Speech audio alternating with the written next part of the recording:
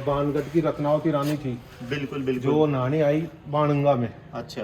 तो उन्हें साथ आए यहाँ, जहाँ जंगल था बिल्कुल, दो यहाँ एक शेर और एक गाय रात को बछड़ा ब्याई, तो उन्होंने बछड़ा दिया, तो बछड़े को खाने के लिए शेर पूरी रात भर यहाँ पसता रहा, तो वो गाय उनकी रक्षा करती रही। अच्छा, शेर को खाने नहीं दी। अच्छा। भानगढ़ की जो रानी यहाँ पर आई थी और उन्होंने बाणगंगा के अंदर जो स्नान किया था नमस्कार दोस्तों, आप सभी का स्वागत है हमारे YouTube चैनल धर्म और डिजिटल में। आज हम आपको दिखाते हैं बाणगंगा नदी का उद्गम स्थल, जहाँ से अर्जुन ने तीर मारकर बाणगंगा नदी का उद्गम किया था। वो बाणगंगा नदी जिसे रुंडित नदी भी कहा जाता है, वो बाणगंगा नदी जो एक समी के वृक्ष से निकलती थी।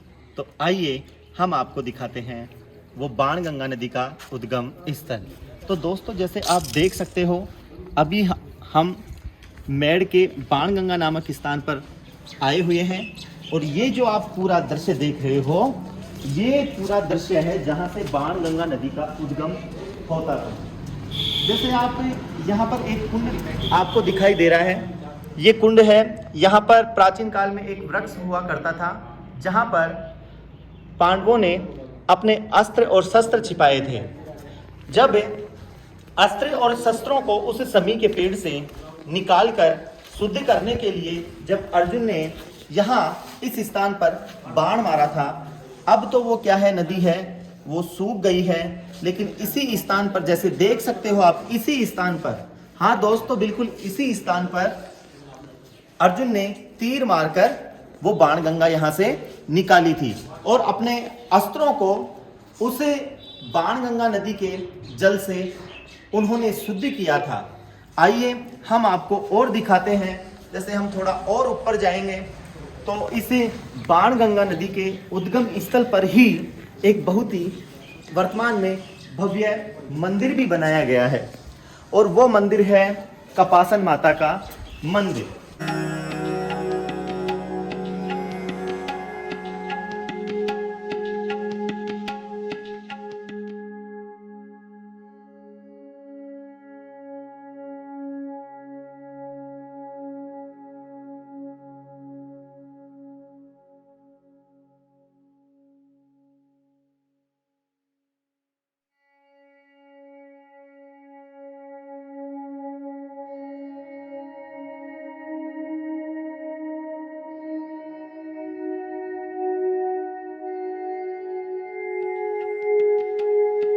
राम राम आपको।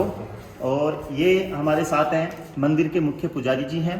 तो पुजारी जी, ये जो हमने अभी स्थान दिखाया था, यहीं से क्या बाणगंगा निकाली थी अर्जुन ने? बाणगंगा निकली हुई है सर, यहाँ से अर्जुन ने बाण मार करके अच्छा अच्छा, बाणगंगा निकाली। तो यहाँ पर ऐसे महाभारत के अंदर जो पर्व आता है, विराट पर्व, उसमें कहा गया है कि यहाँ पर समी का वृक्ष था उस टाइम में। समी का वृक्ष था, उसकी श्रृंखला यहाँ है मौजूद। अच्छा अच्छा, इसकी चुनाई करी ना, जब वो उसमें रखी है और खुदाई करी जब निकली थी श्रृंखला। अच्छा, वर्तमान में वो श्रृंखला है नीचे। हाँ, जैसे वो जिसको बोलते हैं जल टाइप, वो हाँ, अभी भी वर्तमान में है नीचे। अच्छा अच्छा अच्छा, बहुत गहरी इसमें वो थी। अच्छा, ऐसे कि ऐसे। तो अब ये जो मंदिर बनाया है कपासन माता का मंदिर, ये मतलब इतना भव्य मंदिर बनाया है, ये कितने साल हो गए बनाए हुए से? ये बनाए हुए तो अभी नया था, पहले पुराना ही था। अच्छा अच्छा, कपासन माता मंदिर। कपासन माता, ये जो सती का मंदिर है, अच्छा, पोटेटो की कुल देवी है ये। अच्छा अच्छा, जो 1150 साल पहले की, 1170 साल पूर्व की है। अच्छा अच्छा, लोगों की मानते हैं कपासन माता की पहले से ही नाम पड़ा हुआ है। कपास की जो खेती होती थी उसमें सती हुई है ये। अच्छा अच्छा अच्छा, कपास मतलब कपास का जो खेत था उसमें मतलब की सती हुई माता है ये मेड़ की बेटी थी। अच्छा, इनका विराटनगर ससुराल था, जो ये रास्ता था, ये रास्ते से गुजर रहे थे। अच्छा, इन्होंने नहीं, यहाँ अंतर ध्यान हो गए। ये निकली हुई मूर्ति भी है अंदर। अच्छा अच्छा, ये धरती फाड़ करके निकली और फिर ये स्वयं निकली मूर्ति है। 1170 साल पहले। और मंदिर, भव्य मंदिर तो बना 93 में। अच्छा, और ये मूर्ति स्थापना हुई 93 में। अच्छा अच्छा, तो जैसे हम और चलते हैं तो हमारे साथ पुजारी जी हैं। तो पुजारी जी, जैसे ये पीछे बने हुए हैं भव्य, ये 400 साल पहले की। अच्छा, अपने यहाँ मानते थे इस मठ मंदिर में। नरसिंह जी का मंदिर है, इसको मठ बोलते हैं। अच्छा अच्छा, बाणगंगा दूर से आते हैं तो बाणगंगा मठ के नाम से प्रसिद्ध है। ये यहाँ समाधियां बनी हुई हैं सब संतों की। अच्छा अच्छा, ये मठ है अपने 2000 साल पहले की। ये पीछे जो बना हुआ है ये बना भी हुआ है। मंदिर ही है। ये मंदिर किसका मंदिर है है? शालग्राम जो बाणगढ़ की रत्नावती रानी थी, बिल्कुल बिल्कुल। जो नहाने आई बाणगंगा में, अच्छा तो उन्हें साथ आए यहाँ जंगल था बिल्कुल, 2 या 1 शेर और एक गाय रात को बछड़ा ब्याई, तो उन्होंने बछड़ा दिया, तो बछड़े को खाने के लिए शेर पूरी रात भर यहाँ पसता रहा, तो वो गाय उनकी रक्षा करती रही, शेर को खाने नहीं दी।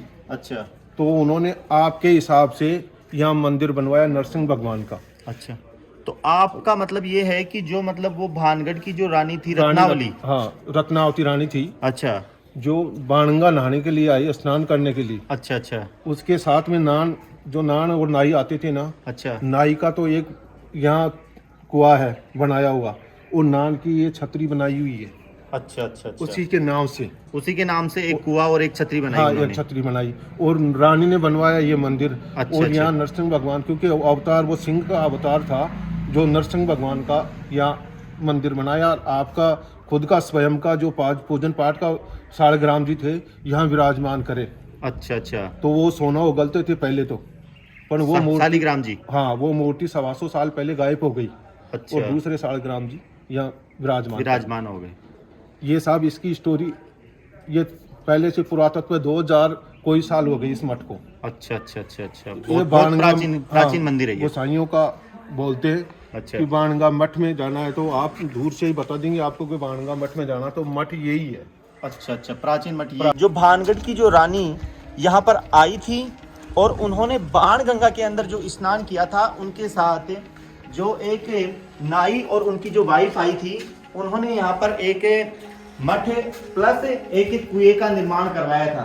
तो दोस्तों जैसे देख सकते हो यहाँ पर ये जो मठ है, ये भी बहुत लगभग 2000 साल पुराना मठ है। और यहाँ पर भगवान को नहलाने के लिए कोई थी ये जैसे आप देख सकते हो, यहाँ पर ये पत्थर रखा हुआ है। उस समय लगभग 2000 साल पहले ये जो एक कुई टाइप आप देख रहे हो, यहाँ पर इस कुई के अंदर अभी भी शायद पानी वगैरह है, और उस समय भगवान को नहलाने के लिए इस पानी का उपयोग किया जाता था। तो दोस्तों ये जो बाणगंगा नदी प्रवाहित होती है, लोगों की मान्यता है कि यहाँ पर इस बाणगंगा नदी के अंदर अस्थियों का विसर्जन भी किया जाता है। अब तो क्या है, ये बाणगंगा नदी सूख गई है, लेकिन फिर भी ये लोगों का आस्था का केंद्र बनी हुई है।